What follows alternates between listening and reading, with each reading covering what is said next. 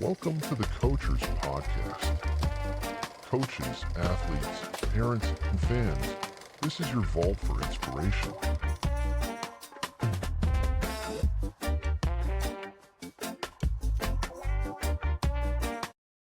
How's it going? This is Keanu Yamamoto with the Coachers Podcast, in here with Coach Emma Vaughan, head track and field coach for Central Catholic, located in Portland, Oregon. Coach, thanks for jumping on. Please tell us about your family, journey, progression, all that good stuff. Hi, thank you so much. I find it to be an honor to be on this podcast to talk about coaching because it's a huge part of who I am. I'm born and raised in Clackamas, Oregon, grew up playing basketball, running track, and I always thought growing up that I wanted to be an accountant, but I worked in a family business where, my dad and his brothers ran an electronics store in Portland, and I worked on customer service. So once I got into the business realm, I realized that that wasn't my path, that I needed to be working with people. And so from there, I started doing camps, and I was playing college basketball and running college track. And my coaches gently told me that I should be taking the educational pathway instead of the accounting pathway. And so from that point on, I really dedicated my craft to giving back to the sport. And so I was fortunate enough to get a job back at the school that I went to at Clackamas High School. And there I coached basketball and coached track. And then I also was a math teacher. And so I gave my heart and soul into both sports. And from there, my husband and I, he had played college basketball, and we decided, we were ready to get married. It was after 6 years of being together. And then we got married and started a family. And now I have a 11-year-old and a 7-year-old. And so they get to see me in this role, which I think is very important for them to see, a female head coach for both men and women and over a big overarching program, which I think is a really fun thing for them to be a part of. And so now this is my 4th year at Central Catholic, and I've dove into just being a head coach here for the last 4 years, and has led me to some really amazing opportunities and helping out some incredible athletes along the way, both at Clackamas and at Central. And so I've just been very fortunate to have the supportive systems around me to help grow me as a coach. And I have amazing mentors that have helped me along the way that I still keep in touch with, which I think is super important as a head coach, is making sure that you have your people because they get it.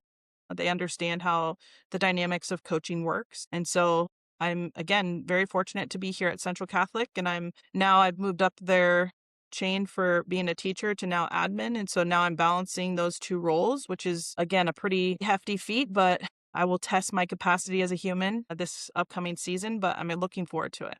Yeah, no, I like that, Coach. We talked on the phone sometime late last week, and, we talked about basketball being your first love. So what kind of pushed you to going all in on track? Yeah, so I coached basketball at the varsity level for 4 years. And that last year I had my first kid, and it's a lot of late nights for basketball. But that season of basketball, the head track and field coach had retired. And so he told us that was kind of his swan song. And so here I am, a brand new mom, and, having to balance that. But then he came to me on the side and was like, I see you as being the next head coach for track and field. And so I took those words, I took them to my family, and we decided that would be the pathway that I would go. So I had to, hang up the basketball hoop dreams that I always have and shift my mindset into being the head track and field coach for both men and women over at Clackamas High School. And it was the best thing I could have done for myself,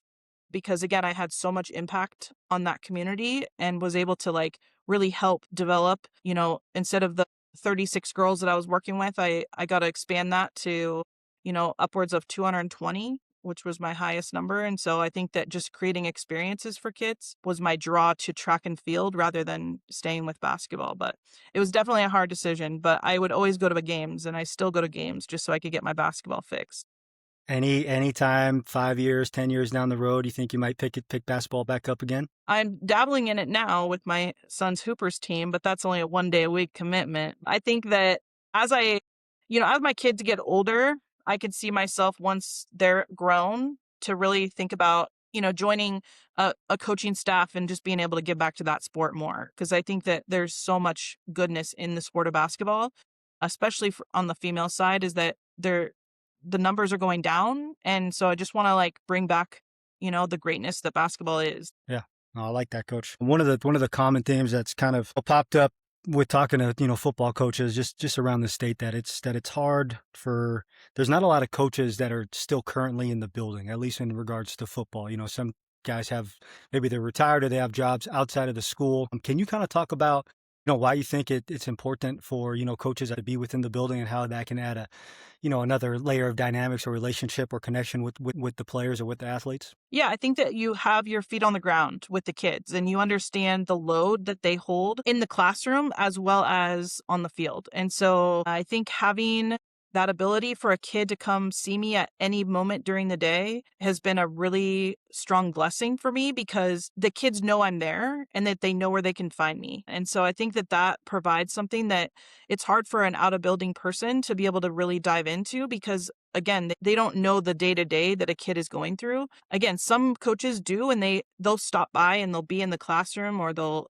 create a lunch meeting or something like that just to have more touch points with the kids. But being in the building provides just a better layer of communication, especially with a team the size that I have. But I think that the more that coaches can be teachers, you also get that dynamic of being a teacher, right? The understanding of how a classroom dynamic works, how kids learn, learning neurodiversity, and understanding how kids' brains are functioning now. And you also might find a hidden gem in the hallway, right? Like you see a kid that maybe isn't connected to a sport, and that they can have an outlet through the sport of track or football or tennis or golf or something that you can lean them towards. I think that those are the big benefits of being in the building for me, in my eyes. But yeah, I think that there's lots of different things, but those are the ones for me. Yeah, you dropped a grad level word there for me. You said neurodiversity. You got to enlighten me on neurodiversity. So neurodiversity is more about like the learning differences or the learning powers that kids have. And so that could range from a kid who has autism to a kid who has ADHD to a kid who has dyslexia or dysgraphia. And so it's just the way that their brain functions. And so I think that we're in a realm where, like, even with anxiety, right? Like a kid comes to the sport and they're dealing with this learning, I would say, again, could be strength, it could be difference, but I am able to like know how that kid may learn best or be coached best, because I see that lens of the classroom as well, with having that background as a teacher. Yeah. How many athletes are on your guys' track and field team? Last year we finished with 145. And so right now we had like 190 signed up. So again, we'll see on day one, which starts March 2nd. But Yeah. yeah. Just I'm going to take 145, because I know with football Yeah. it's hard, and you always run into the problem, like you're trying to get the right people on the ship, and no matter how much you try to connect with someone or relate to an athlete or a player, for whatever reason, goes in one ear out the other, or there's just a disconnect. Can you kind of talk about how you approach that situation, because you can't get everyone on the bus going in a straight line. There's going to be some people that you may fall off to the wayside. Yeah, I think what I lean into is the purpose of why they're there, and track is a unique thing. And we've talked about this when we had our conversation, is like there could be a kid who's an all-in track person, and there's also the kid that's out there to support their other sport, or it's the kid that's out there because their friend had them out there. I think for me, as I look at coaching all those types of athletes, my thing is looking at like, what is the benefit of their experience? Is it that they have a difference of opinion with how they're being coached? Well, how do we address that? Right? Like, how do we get the coach to adapt to the learning style or the coaching style that this kid needs to maximize their potential? Or the other side of that is, how do we get the kid to see how they're being coached is only going to rise them to the top, to maximize their potential, to maximize their understanding of effort? And so those are the things that I see probably the most, is like making sure that we meet the kid where they're at and understand the kid. And then I support myself with different coaching styles so that we can find that right person for that kid. Well, I like that, Coach. How do you go about, what if there's someone out there, because I'm going back to my high school track days, or excuse me, our track day, watching our track guys go. and track girls run. And there's some kids out there, like you said, who are, because their friends out there and that they just want to do something and be something active. How do you, I guess, curb them from being a distraction and, keeping them engaged while keeping, the people who are there for, I guess, to compete at a high level engaged? Yeah, I think that what we do at Central, we have some group separation where we have our varsity sprinters separated from our JV sprinters. We have a commitment to our norms, right? Like if you're out, you're going to do what's expected of you. If you're not able to make it through an entire practice, then you're not going to be able to get the reward of competing. So we have these layers of community agreements essentially around what it means to be a part of our team. If you're out there for the sweatshirt, you're out there for the team picture, great, but you're not going to be able to compete. You're not going to be able to be excused from school. You're not going to be able to do all the cool, fun activities that we do because you're not willing to meet us at the commitment level of going hard in practice, being held accountable in practice. And so, there's always some wiggle room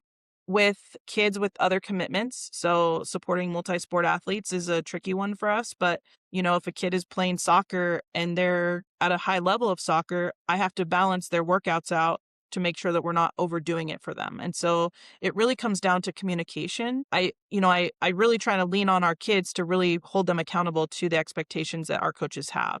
Let's go back and let's talk about, the why behind coaching and then, continuing to coach. Yeah. For me, I just did this deep dive earlier this year with my leadership coach around my values. And when I did this, I actually used some ChatGPT as a platform to ask it a bunch of questions around my values and who I am as a person. And so I gave it some context, but really what it came down to was my belief in humanity. So I have this deep care for human dignity and believing that anybody has the capacity to be great. And so when I see someone and I can help support someone find their greatness is what helps me show up every single day. And I want to be great for them. And then they can reciprocate that greatness to me. Right. And so that's my why. I find that I get to be a part of that. The other why is I'm super competitive. I just have this innate thing in my being, my soul to win. And so I can't help it. But here at Central, I get to be I get to be authentically competitive and show up that way every single day. I don't necessarily feel like that was something I could do at Clackamas all the time with just reflecting back on that. But I think that the combination of those two things of loving the fact that I could support humanity and the goodness of humanity mixed with my competitive nature is why I've led sports into my life. And I think that coaching allows me to blend those two things together. Oh, that's powerful, Coach. That's a great answer. And yes, I use Grok as well when it comes to if I ever have any questions to formulate and so on and so forth. Can you kind of talk about just your journey, right? You talked about just earlier this year, you kind of did a deep dive into your value system and the why. Can you kind of talk about maybe your philosophy, overall outlook from when you first started coaching basketball and track at Clackamas to, where you're at now? And I know as we get older, we're both always going to kind of refine and fine tune who we are and what we believe in. But can you kind of talk about just that evolution from where you started to where you're at now? Yeah, I definitely can. I think that the first part of my coaching journey was more about trying to replicate the experiences that I had. Sports was an outlet for me. Sports was something that I had that allowed me to escape reality in a sense. It gave me purpose. And so I always early on, I think that that's why I was out there, right? Is to help these kids find this same purpose that I had. And so I was really vicariously living through these young high school athletes of trying to help them achieve greatness like I wanted to do the things that I couldn't do because of the choices that I had made, right? But as I've grown into it and reflected, I think that the purpose of sport is so much more than just testing yourself or testing your limits or doing things for fun, but it's defining who you are as a person, being able to test who you are, what you can do, and it's creative. Sports are, I think, highly creative. You look at basketball and I look at shooting, for example. It's an art. It's one of those things where even dribbling or going out there and running an offense and, I was a hurdler and there's so much rhythm to hurdling, right? And it's finding that that craft and defining that craft that makes the work so fantastic. And so I think that as I shape into like the coach I am today, I just look at like, what is it that the kid brings? Yes, they may have the athletic talent, but what is the work ethic that backs that? What is the creativity? What is the skill set that matches that, that's going to allow them to be good at what they're doing? For kids that are not good at like, or they coming out, like we have this saying, some of my coaches, it's like track needs, or they need track more than track needs them. Sometimes it is that they need to be involved in something. They need to have the social awareness. They need to have that purpose. They need to use their body for good. They need to learn those habits. And so I think that as I grew into this newfound coach that I am,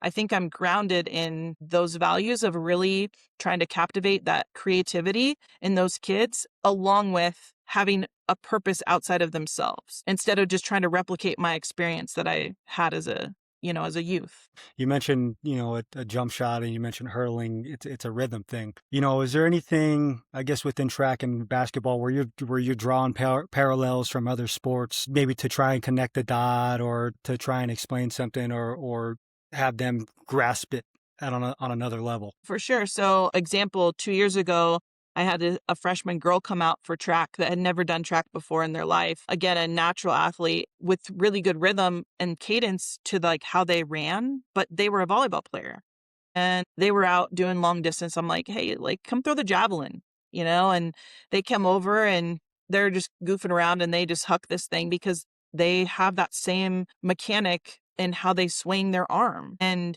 like they understand how you have to have your feet when you go to hit. They understand where to have their arm back because that's where you're going to gain power. And so I think that oftentimes translates. You look at a kid who's a soccer player and you look at some of the way that their gait is, their elbows are a little bit out because they're trying to protect themselves. And sometimes that happens in a race. You know what? That makes sense. I've never drew that Y as far as kind of why they ran with their elbows out, but that makes absolute sense. Yeah. Yeah. I think that there's so many things that like translate, especially to track and field, again, because you're looking at body position and athletic position. And so when you take off from the long jump board, that was my other event. It's like, that's like a layup, like you're trying to explode and you're trying to gather all that energy that you just built running down the runway is the same as you running down the court and you're trying to gather to try and dunk or try and touch the backboard. When I was, that was my goal when I was a young pup. But my son right now, he's trying to touch the net, and he's 5'5", and his like whole goal is that, and he's trying to do it off 2 feet. I'm like, you got to get yourself gathered. And again, that's long jump. So it translates so much. What would you say are some of the challenges in regards to high school coaching or coaching track? For me right now, the biggest challenge is trying to get kids to buy in, because I think that track is hard. Going out, and especially in our circumstance at Central, is having to practice over at Fernhill. So you have to transport to practice. The spring doesn't bring the best of weathers, but it's trying to motivate them that there's benefit to being out there. There should be buy-in to being out there. And so sometimes it becomes a challenge to try and convince kids that this is the best thing for them. And so I try and give them all the different angles about why it's important for them in their future. And I don't want them to have regrets thinking back when they're older. And so that's been my biggest struggle the last few years, is like getting them to like really buy into like wanting to come out when I know it's the best thing that they can do. And so that's been a really big barrier.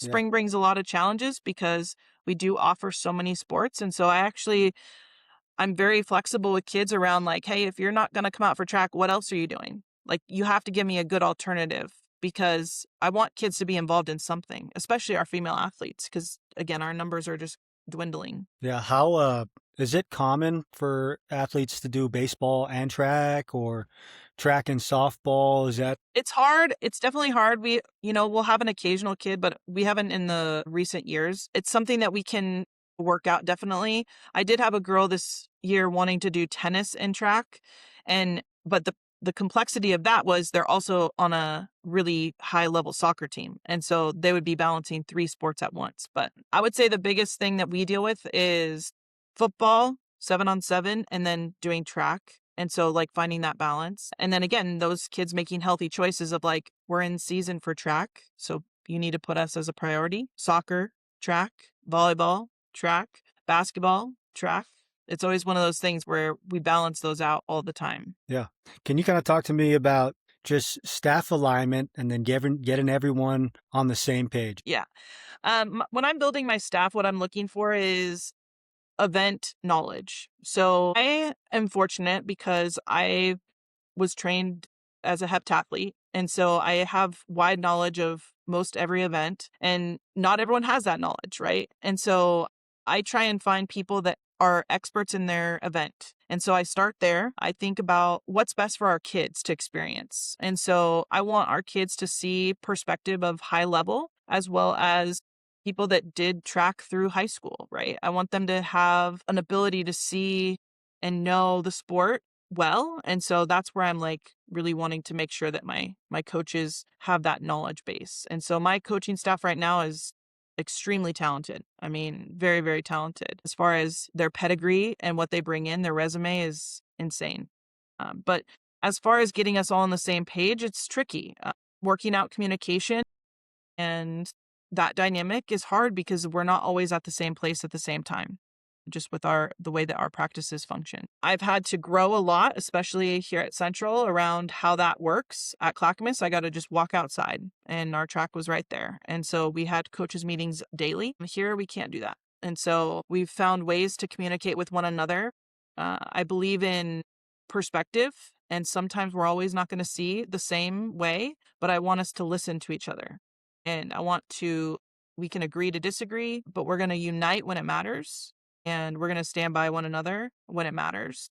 And so just making sure that those lines of communication are present. This is an area that I'm always seeking to get better at. I think that there's, personality differences, and managing that is something that I continued that it might be something I really need to just lean into a little bit more, is having some of those harder conversations with people. But we're all out there because we care about the kids. We're all out there for the central mission of like wanting to be the best we can possibly be. And so as long as we keep that lens of doing what's right for kids and what's best for kids, I think that we can all be in alignment. But the communication aspect is something that has to be tight. And Yeah. again, that's always something that every coaching staff can work on. But I think that you have to be willing to like lean into the different styles that you have, because each style does matter. I think that it benefits kids to be coached by different people. And I think that you probably can speak to that as well, around like who's shaped you in your athletic career. And there's going to be so many people you're going to name, because everyone's going to have a different impact on you and the output that you give. Yeah. No, just when you said that, I was just going back to the coaches that were just MFing me in high school and college. But I mean, those are my favorite coaches. And to your point, it's like we had a great relationship and we had that connection where, and I responded better to that type of coaching. Like I elevated myself to that type of coaching. But anyways, Yeah, for sure. on top of that, sorry, go ahead. Go ahead. I was just going to say, like, when you think about what's best for you, it might not be best for someone else, but it's also like that still is going to shape that person's experience and relationship with the sport. And so I think like I have some coaches that have been reflective around like, well, maybe I can't coach that kid. And I'm like, that's not what I want. I don't want you to do that. I want you to be authentically yourself and what you believe is best for these kids. And the kids will understand what that means. Yeah. Well, that's good, coach. I mean, that just kind of segue right into the next question is like, you mentioned earlier, just kind of learning your learner, right? Is your approach different when you're, I guess, communicating with a girl as opposed to a guy on the team? Like, what does your approach look like? Yeah, I think that it can be the same and it can be different. I think two could be true. I think that with our female athletes, I think the biggest thing for us is the empowerment that track brings. And so there's a lot of unique things about track, and it really, when you stack good days, it produces something great. And I think that some of our female athletes don't necessarily believe what they're fully capable of. They don't hold an ego, and sometimes they need to have an ego. Sometimes they need to have that confidence. Whereas our male athletes, they come in and they think they're like, they hold this like, I can do anything and I can, so sometimes we have to tamper that expectation a little bit, because that ego of theirs is like so prominent. And so one of my coaches on staff, we talk about being humble. And I think that can go for both our male and female athlete. Coaching them, same, different. I think that it depends on the kid. And I get to know who they are as a person, just like I would in the classroom, and really just tailor to what their communication style is. Because I think that if I can put in little nuggets of how they can get better, or little nuggets about where their growth areas are, I can see where they can get better. And I think that those kids, once they are open and they build that relationship with their coach, with me, we build a trust that we do have their best interest in mind. And so I think that, again, female athletes are a little bit more resistant, a little less trusting sometimes. And so you have to really work at that. I think also girls, and I think you see this in basketball the most, is like they're so literal. Like, and they don't want to hurt your feelings. They're really worried about like messing up or doing the wrong thing or not pleasing the coach. Whereas boys are just going to go out, they just go and do. They take the chance. Girls are like, do I run to the block? Am I supposed to wait? Do I hold for 2 counts or 1 count? Even with hurdling, it's like the focusing on, did I do it right? They're not willing to like let themselves even feel their motion or work through some of that. They want that immediate feedback to know if they're doing something right or wrong. Whereas I think with some of our male athletes, they're willing to take that risk quicker. Yeah. It's like that, the fast break 3, like the girl is told, I must shoot a layup. And the guy's like, I don't want 2 points. I want 3 points. And they just let it fly. But I think that that's the best scenario I can give for the difference between coaching females and males in the most recent years. That's a good little parallel that you drew right there. Talk to me a little bit about just overall practice structure and what that looks like. Especially, I didn't realize you guys had to travel to practice, and then you mentioned that you and the other coaches probably not all at the same place at the same time. So can you kind of talk about some of the logistics, and then, what does your regular, I guess, competition week look like? Yeah, for sure. So for me, it's about getting everyone on the same page. So I have a couple different ways of laying out communication, because I think communication is the underlying structure for making sure that everyone knows where they need to be. So I send out all communication on Fridays, typically to families, to coaches, to plan for the following week. So we practice a traditional 5, sometimes 6 days a week. Mondays, we travel over to Fernhill, and we're always at the track that day. So this is our throwers, our jumpers, our distance, boys and girls, and then our sprinter group. Our boys distance and our girls distance are pretty big population, and then our sprinters are the next biggest population. And so sharing a track is, it's a challenge sometimes, because we have 6 lanes. On the straightaway, we have 8. And so we all have like specific spots where you warm up. Like that's, making sure that there's a place for everyone to go, that the kids know exactly how this is going to start. At the track, I'll give, the hand signal of warm up. I'm just kind of a circle in the air, and the kids warm up. We have leaders that lead warm-ups with the oversight of a coach, and they go through dynamic warm-ups. Every event group looks different. Our sprinters go through a dynamic warm-up that's going to prepare them and activate the body for their workout.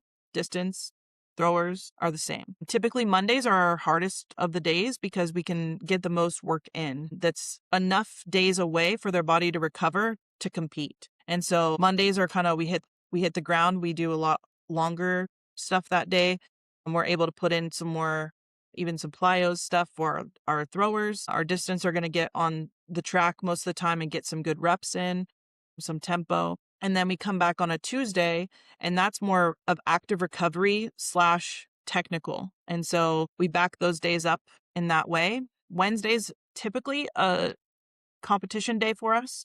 We have meets in our league that are supposed to be on Wednesdays, but we're at liberty to the timing systems that we have access to. So sometimes those meets get pushed to Tuesdays or Thursdays, but traditionally they're Wednesdays. So we go and compete, we get marks. I'm a train through meets person. Meets are data points. Meets are baseline testing for us to see where kids are at. It's an opportunity for us to balance some of the workload for a kid. And then we come back on a Thursday and we have a team meeting, and we do active recovery at the school, typically. Our distance runners will do long runs that day. They will do recovery in the weight room. And then we'll watch film with our throwers sometimes. It just depends on what we need. And we'll do a coaches meeting typically on Thursdays, depending on what we have coming up. And then Friday, we're back at the track. And then Saturday, we would have an invitational. Sometimes invitationals end up on a Friday, but that's kind of our rhythm. And then if we don't have a meet on Saturday, then we'll have varsity practice on a Saturday. Gotcha. So it just like this, there's a rhythm to it. Sounds like a lot there. Sounds like a lot. Sounds like a lot of hurdles. No pun intended there. Yeah, I know. Yeah. It's a lot, but it's like once we find a rhythm to it, it becomes, it's easy, just like you just got to commit to the rhythm. Yeah. So what are you doing during practice? Like how much oversight do you have of the individual coaches? Are you helping them structure and lay out how you want things to be, or are you just kind of giving them full autonomy? Well, in my earlier days, I was a hurdle coach. And so typically I would meet with the coaching staff and just make sure that everyone had a good solid plan. I would have my coaches submit workouts to me just so I had a general idea so I knew where to send kids. And so we have a transition period in practice where you have your primary event and then you have a secondary event, just so that we have kids that can do multiple things. And so I would make sure that those things were in alignment. And then I would coach hurdles. And so I had a coach that assisted me. They would watch over warm-ups, and then I would get there and I would execute the actual workout itself. And for me, I'm looking at technical aspect. I'm looking at some effort stuff. Again, I'm looking at different ways for them to improve. I'm looking at their rhythm and stuff like that. And so that was my bread and butter. And then my last year at Clackamas, there was so many different things that were going on. I didn't have the ability to coach. It was management. It was making sure that there was a balance for athletes. I would fill in for another coach. Our javelin coach ended up not being able to coach that year. So I had to step up and help with the javelin. And so just filling in gaps. And so I get over to Central and I had all of my events covered. So what I wanted to do is just help facilitate and help support our coaching staff. So I had one coach that couldn't get there till 4. So I would run their component of practice until 4. And then I'd switch over to another event group because I didn't have, again, we only had one throws coach at the time. And so I had to step up and help with, again, javelin, which would be one of my weaker events, but I managed. I did a lot of learning on the side and a lot of help from some other coaches to help me with just some progressions, but I'd step up in that way. And then, so a lot of it is athlete management. So on Mondays, kids get to know what they're signed up for their events because we have to do entries. And so a lot of my time would be communicating with athletes one-on-one to just make sure that they understood what they were going to be competing in for the week. So it could be like a goal meeting session with a kid because, they may not see eye to eye with why the coach is putting them in the 400 versus the 200. And so just having some of those conversations with them. And then again, just supporting my coaching staff to try and help them feel supported and having all the things that they need. So whether that was putting cones out, putting mini hurdles out, moving hurdles, getting the starting blocks, picking up javelins, picking up discus, picking up shot puts, all sorts of things. Timing a rep for a kid for distance. So my job is become a lot of hats. Side of everything. Yes, for a lot sure. Of hats. Yeah. I can't imagine. I mean, I could be wrong, but I can't imagine a lot of athletes kind of volunteering themselves for 300 hurdles or the 400 those just seem not fun. Hey, I was a 300-meter hurdler, and I would say looking back now, I wish I would have loved it a little bit more because I think that could have been a really awesome event for myself. But those are tough, right? I think that you have the certain mindset of a kid that makes them good at that event. But we definitely see our sprinters, challenging that event more of not wanting to do it. And so we are steadily, once we see some times for 100 meters, we know if a kid should then move to the 400, because if they're running like a good male time for the, we're looking at 11.5. And if they're running 12.1 or 12.2, maybe shouldn't be running the 100 as much as they should be running the 4. You kind of mentioned mindset when you're talking about the 300 hurdles. Is that something that's really, really prevalent and really stands out as far as different, I guess,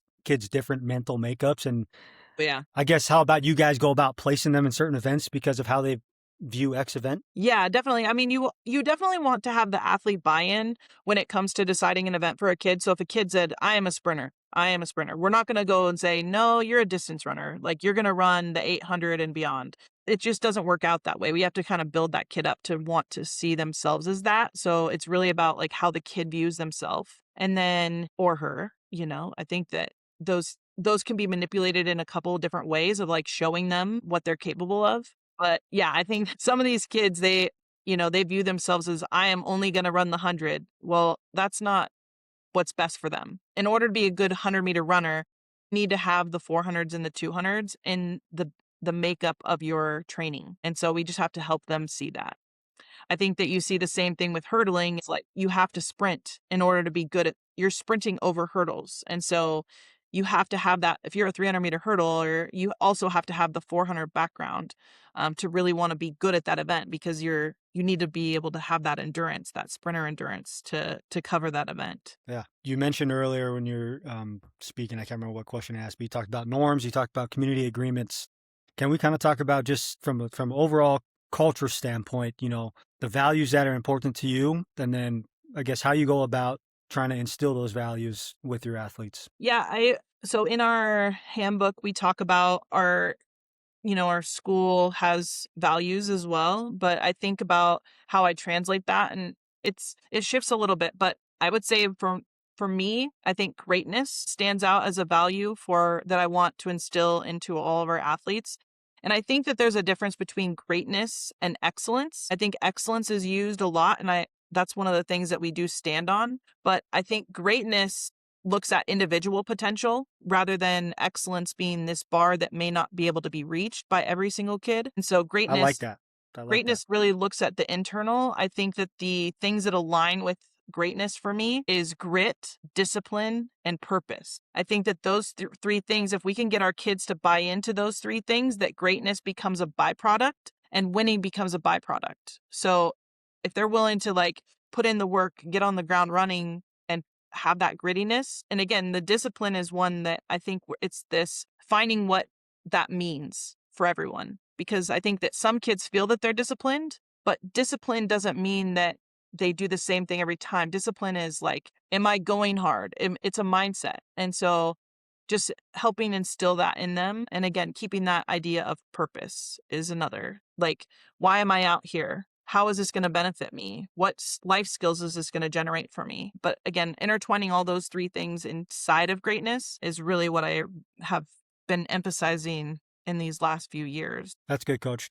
You've kind of mentioned it throughout this whole conversation as far as, what makes track unique, compared to some of the other sports. But that's the question. What makes track unique in your opinion? And I want you to just nerd out on it, go as deep as you want on it, because I always find these questions, very intriguing, and a lot of good insights that you might not think of. Yeah. Track is the only sport that tests true athleticism in its purest. I think the other one would be maybe baseball, and how fast you can throw or how far you can hit. But I think there's still variables in that, maybe just how fast you can throw. But I think when you stand up on the line to run a race, it is you versus the clock. It is you seeing what your body is fully capable of at that very moment. And I think there's a beauty in that, because the human body is meant to do great things if you're willing to test it. And so one of the things, as an adult, I'm almost 40, and my husband and I joke about this around, like, when's the last time you sprinted? And so I think about when you look at track and field, you look at like, you are sprinting as hard as you possibly can on the line against someone else. And so it's you and only you.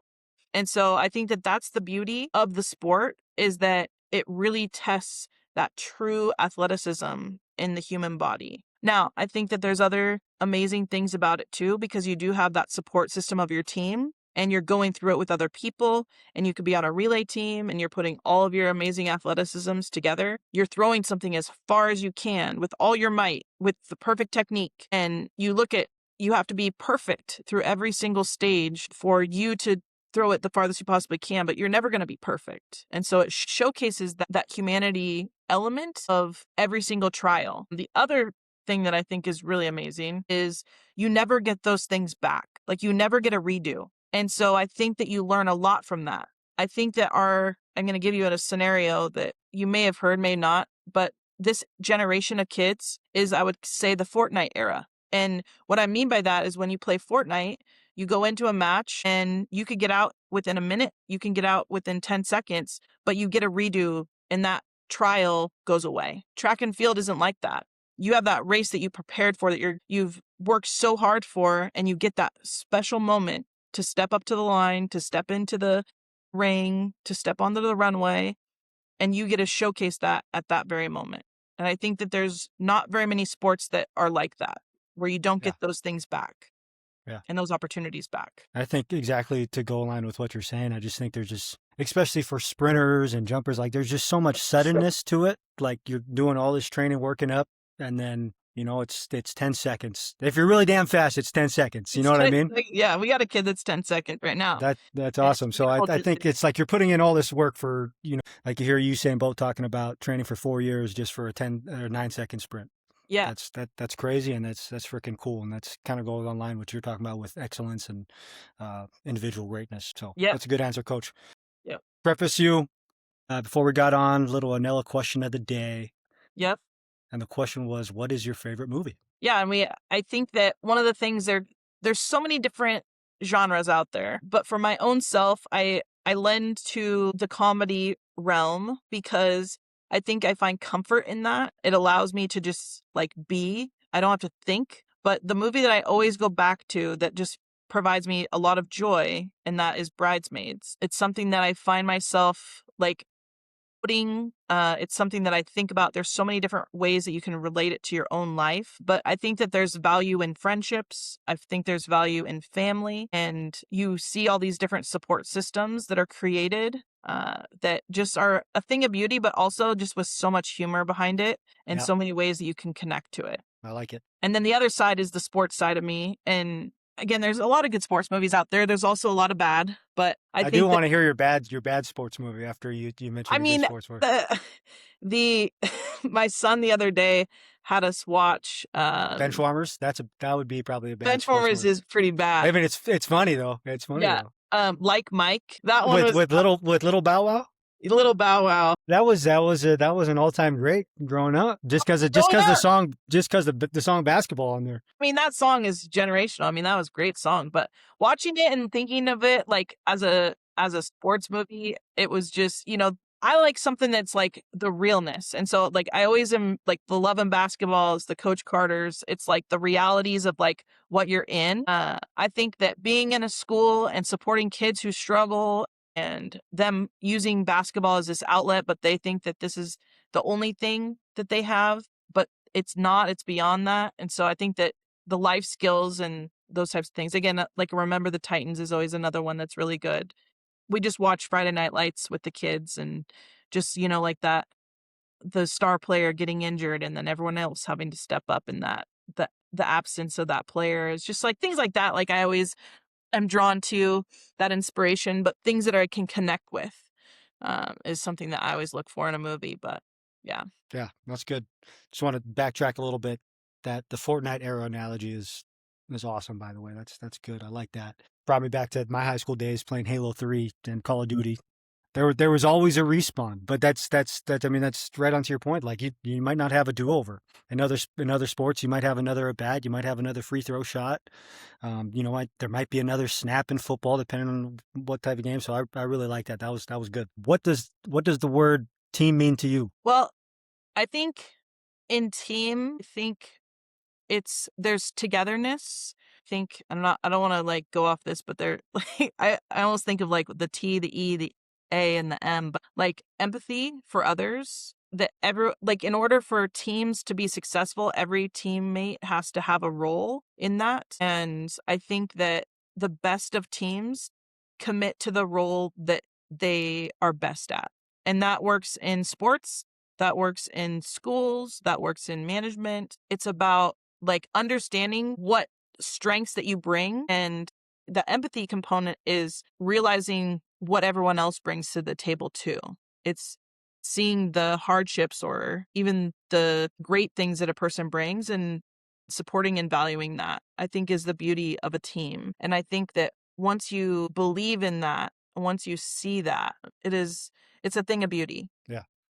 Oh, I like that. My question would be, how would you go about building trust and cohesion within track and building a sense of teamwork? But at the same time, I know everyone's scores add up to a team score. Mhm. But if I were to go out and run, my performance doesn't directly impact my teammates' performance. So how do you go about building, I guess, trust and continuity within the group when at the same time there's so many different entities in the sense you got long distance runners over here, throwers, jumpers, sprinters? Yeah.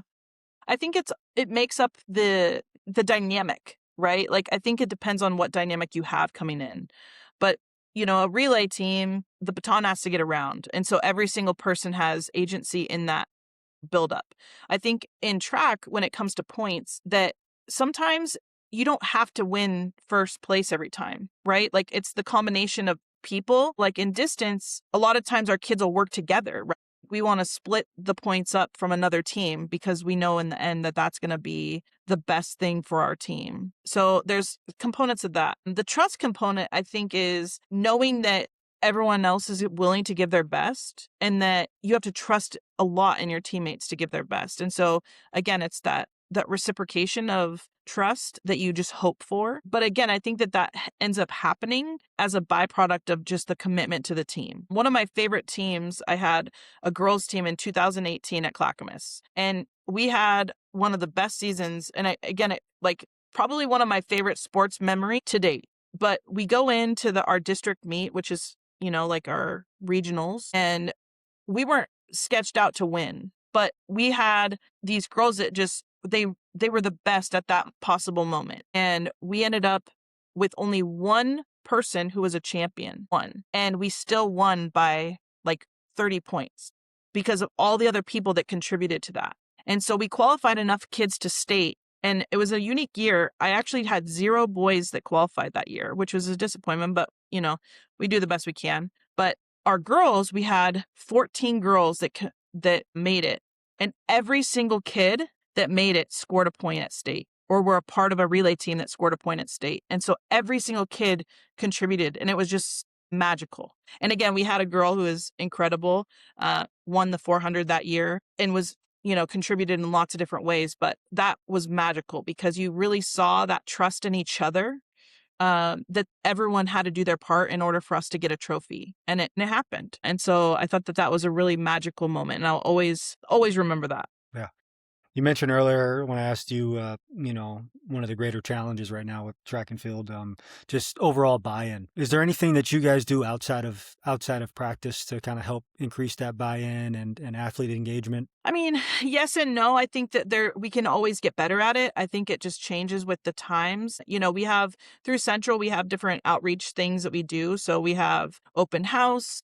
For our youth organization, we have CYO. And so our coaches do a clinic with their coaches to help build that relationship with those teams, because I think that naturally within a public school, you have the feeders, right? So you have like the middle school that feeds into the high school. We don't have that luxury because we have for 100 different middle schools that we pull from at Central Catholic. So we use these different touch points to get in contact with the kids. We'll do a lunch meeting. I'm going to go into different wellness and PE classes to get kids to know about the sport. I always talk to the kids about, hey, come out for 2 weeks. Give me 2 weeks. If you don't like it after 2 weeks, no hard feelings, right? And then most of the time, those kids stick it out because they see the benefit. I had a girl last year who was just a great energy. She was on the JV2 basketball team. I went into her math class and I said, hey, I would love to have you out. I love your attitude. I think that your leadership would be valued on our team. She comes out the next day, came out every single day after that. So it's just getting the kids out there to really see what it is. Because I think that there is a lot of negative connotation around track means I have to run a lot. And that's not necessarily the case. So getting the kids to really see what that looks like has been a way to like get that outreach. Yeah.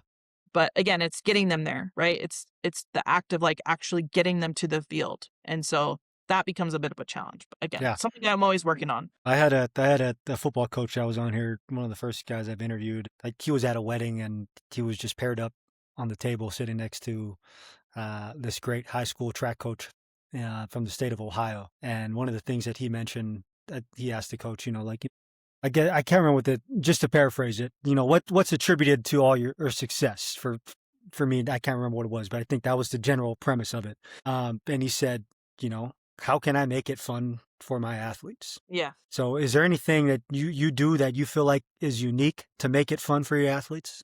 I think fun is different for all sorts of different kids that are out there. Yeah. I think our throwers group, they're always having fun. Well, they ain't running. That's why.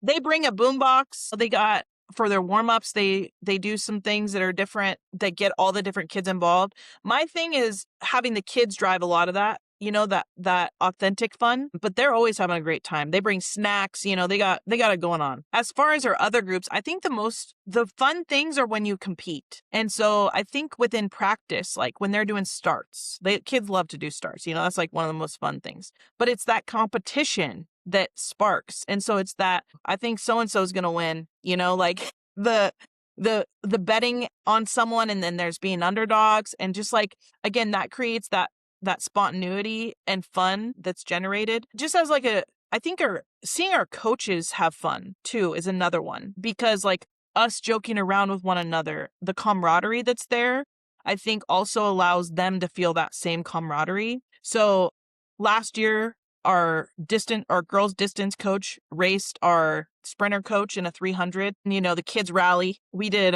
2 years ago, we did a shot put competition. Every single coach threw the shot put, whether it was our distance coach, our throws coach, our sprinter coach, so just in getting the kids to like see that fun element too, that we still have it, or that we still also want to compete, I think also brings some fun. On meet days, one of my favorite things that I brought into this group was I have captain's talk, and I put our captains in charge of leading the warm up, and they do a lap together. And then at the end, they have to give an inspirational talk, and it is what it is. And I don't give the kids anything other than, hey, you're going to be the one to talk today.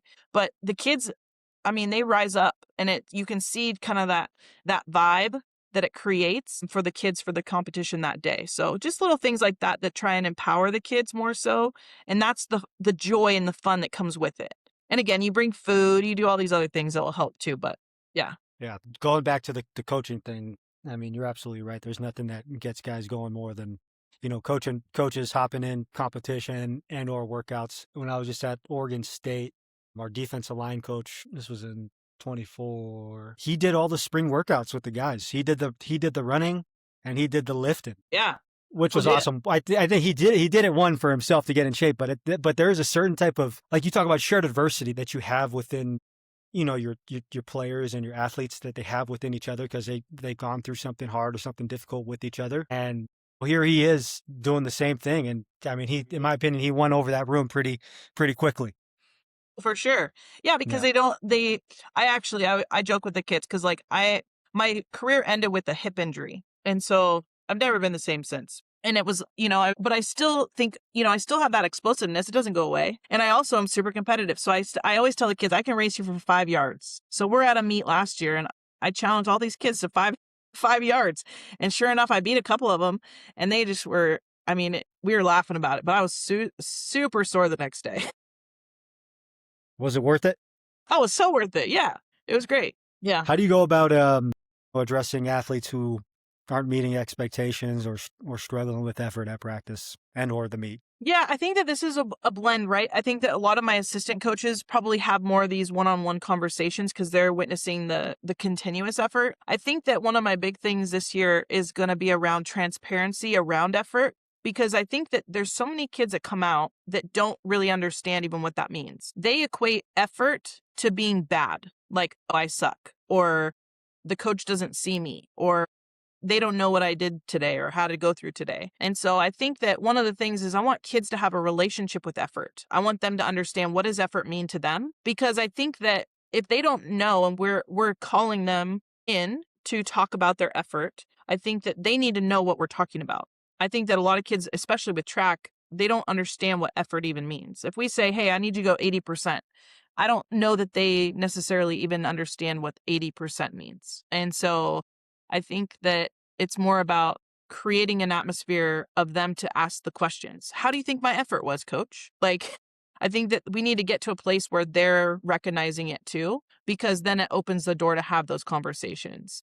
Now, for the extreme situations, I will have a one-on-one conversation with that kid around maybe the reason why. Again, I lean in with curiosity rather than suspicion. Suspicion would be that they don't care. Suspicion would be that they're lazy. So naming those negative things doesn't really produce anything for me or for the kid. And so I lean in with curiosity. Hey, what's going on? You getting enough fuel? How's your sleep?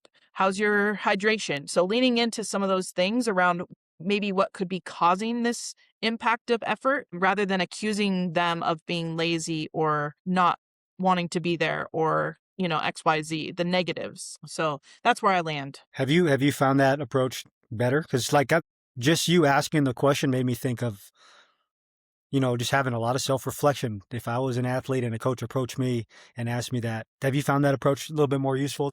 Yeah, I think that what you said about trust, I think that a lot of the kids, they want adults to assume the lazy, the negative, right? I think that they think that's how they're going to be seen. But when you see them as something else, when you lean into the positive or the strength or some of these deficits that they may be holding, that they're going to be, I think, more open to then the conversation of maybe those things, maybe they do view themselves as lazy. Maybe they do view that, but you're creating a platform that allows them to open up for themselves, not being accused of something. And so, yes, I do think that it works. I think Yeah, it moves the needle differently, and it's a strength-based approach, which our kids need. It's going to keep bringing them back because they see that we care, they see seen, they seen heard, they seen valued. Yeah, I like that, Coach. You mentioned captains earlier. Can you kind of talk about how you go about establishing a sense of shared leadership and then your captain process? Yeah, it's different every year, I think. It depends on the group. Some kids naturally rise up. And so those kids, it becomes obvious. So the first year I was at Central, I didn't know these kids. And so it became whoever was on the coaching staff, I had them name who they felt were the best leaders. Again, leadership doesn't have to be the best kid. I think leadership means that they care about the group.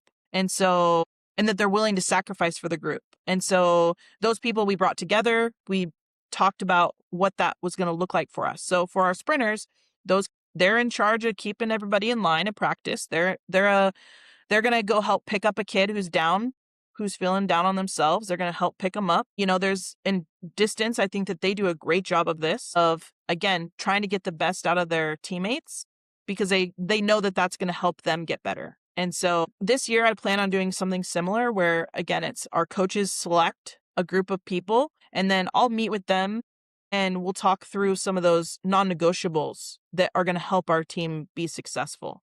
In their eyes, I want them to have that ownership because they may have some ideas that I might not have. Our girls last year, I brought in all of our female captains and we met as a group and they decided that we're going to do bracelets. And so every single girl on the team got a track and field bracelet that was unique to them. And they thought that would be something that could really help bring them together. And so just little things like that will help, again, with some of that buy-in. But again, that shared leadership approach, like you were saying, is really important in track and field because they're in it together. Yeah. One of the things I was just thinking about when you were talking, the question, aside from winning, what are some of the other metrics you use to define success as a coach? And I was kind of thinking about that where you're just talking. It's like, I feel like track and swimming are unique in the sense that, like you're saying, you have data points and you have a baseline. And even if that person is not experiencing success during the meet, but they have a starting point and you can consistently track their improvement or their regression throughout the season, which I think is really unique compared to pretty much every other sport. Yeah. I think where you have to ask yourself, did I get better? I don't know. Yeah. I don't know. Maybe that guy was just taking the play off that play and I had success on that play against that person. Yeah. I think that success is driven by growth. And I think success is driven by, and growth can be attitude driven too. We had some kids last year that came out and they had some performance anxiety. They had anxiety around delivering or not being capable of doing something. And so I think that sometimes growth can be that they accomplished the thing. They did it. They made it. They survived the entire season. That could be a goal for a kid. I think that, but the easiest metric is, did the person get better? And were they performing their best at the end of the season? And the other thing, we can't get injuries get in the way, but we try and keep our kids healthy. We try and keep our kids, motivated in that way of seeing all the different ways that they can stay healthy. And so those are other growth points too. But I think that, again, it's how did they finish the season? And did they finish the season? And were they able to hold the load that we anticipated them doing? Because again, that could be that they were able to do 3 events in the last meet rather than 1, what they started with. You mentioned performance anxiety. I would love to know, because I mean that's in every sport. I mean that comes across every sport. So what does that approach look like when you have an athlete who has performance anxiety? I think that there's lots of different ways that you can approach it. I think that depends on the type of kid, but we've established that's track and field. I think that we have so many different personality types. But one of the things that I work with the kids on is control the controllables. I think that that's something that's in every sport. But in track, it's the one thing that you can control is your breath. And so getting kids to understand that and to help themselves work out of some of the panic that sometimes goes into that sport of like stepping up on the line and then like, causing yourself to like hyperventilate, which I've seen. But I think it's putting themselves in the right mindset too. And what that means is like, we talk about like going through the process of like race simulation, right? So you start the clock and you have to stop it when you think you're going to finish. So, you're going to run the 100 in 11:1. All right, you're going to sit there, you're going to start the clock, and I want you to just close your eyes. And when you think it's 11:1, you're going to stop the clock, And so just getting them to simulate what that feels like can be a really powerful thing for a kid to like ease their anxiety. The other thing that comes with the territory is comparing themselves to others.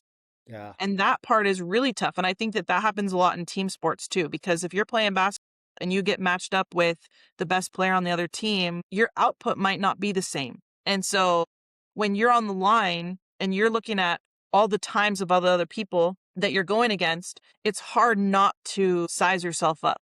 But what you have to get the kid to see is like, they're going through the same conditions as you. You guys are battling for the same thing. You just need to go out and try to do your best, do what you prepared for. And so that becomes a little bit of a case-by-case basis about where those barriers may fall. But I think that getting the kids to really think about what they're doing helps, again, that control the controllables aspect of you put in the preparation, you put in the time, you did all the tech work, you did all these things that are going to lead you to this moment. And that practice is going to help you with that preparation, which is going to then lead you to be confident. So I think that that's one of those things that we say is like pressure is a privilege. And, what comes with that privilege is that we are meant to be here. We're meant to do these things. I like that, Coach. If I was walking the halls, two sport athlete, I don't do anything in the spring. What is your recruiting pitch to me on what I can get out of doing track and field? Well, first I would say, like, how you doing? I loved watching you play XYZ because I think that they would need to know that I know who they are. I know who you are because I watched you play football. One of the things I'll look at is like, what is the one thing that they had? So for example, soccer girl, right? I watched this girl play soccer and hey, you're really fast. I can see that you can really work on your speed if you were to come out for track and field. I think that we can improve this for you, and it's going to help you directly on the soccer field. That's one of my pitches. For a multi-sport kid, that's usually what I go with is like, I see you, I know your talent, I know a skill set about you, and this is how track would help you. A kid who's never done sports before, I usually am going the route of like, hey, if you come out, this is the things that you can experience. Like, who's your friend? Do you know anybody who does it? Like those types of things that will help get them to understand. The other one that I use, again, I switch it up. Hey, do you know who so-and-so is? Usually one of our better kids. Do you know what they ran as a freshman? And I'll pull up their stat, and then they'll be like, oh man, I could do that. I don't know. I'd love to see you try, something that's going to really get them to think about themselves out there, putting themselves like seeing the benefit of why track and field would help them. Is there a innovative drill or a teach period that you guys do that you think is unique to Central Catholic or unique to your approach? I don't want to give away my secrets. I'm just kidding. No, I think that there's method to the madness. I think that there's so many things out there around systems building. And what I mean by that is that when you commit to a season We have 12 weeks. And so I think that our sprinters, the system that they use produces improvement. And so that's a combination of things. It's a combination of the longer runs at non-full percent. I think it's the commitment to the amount of track that they cover that's unique, that's different than any other school that I was at. Different schools, they produce different types of workouts. Again, maybe producing the same type of thing, but that's, the other, how they would structure it differently, right? I would say when I was at Clackamas, one of the things I was able to do that I'm not necessarily able to do here at Central is we would do weight room on Mondays and everybody would go. And so distance, sprinters, jumpers. And so we would back a workout with the weight room. And so in that weight room session would be Olympic lift back with plyo. And I think that those things are super unique. And we do that here at Central too, where, you back an Olympic lift with a plyometric, and that's just activating the explosiveness that you have off the ground. And so again, that's a direct connection to all the different events that happen, whether that's throwing, jumping, or sprinting. And distance is kind of its own different thing. But I think that those are some of the unique things that we do. As far as like drills for javelin, I pull a lot of my stuff and throws is, again, that simulation of like using those explosive muscles for those kids. And so just trying to figure out ways to get them to do those things that may feel a little bit different and odd, but they can feel that in their rhythm of how their body works. So again, nothing too proprietary to Central Catholic, but I think that those are some of the things that like I think make a track workout good, is to be able to hit all the different dynamics that your body can do.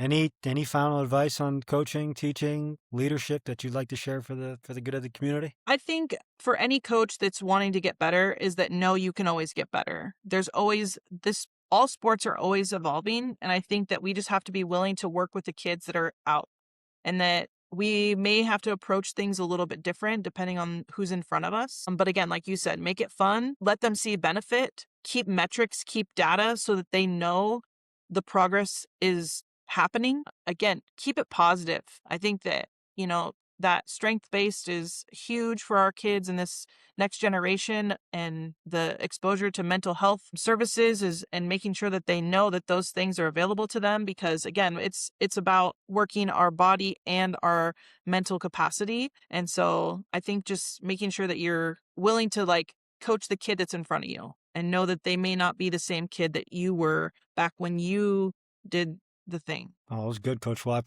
appreciate your time, appreciate your insights, and thank you so much. Yes, for sure. Thank you so much. I really appreciate this opportunity. Again, if you ever need anything, please feel free to reach out.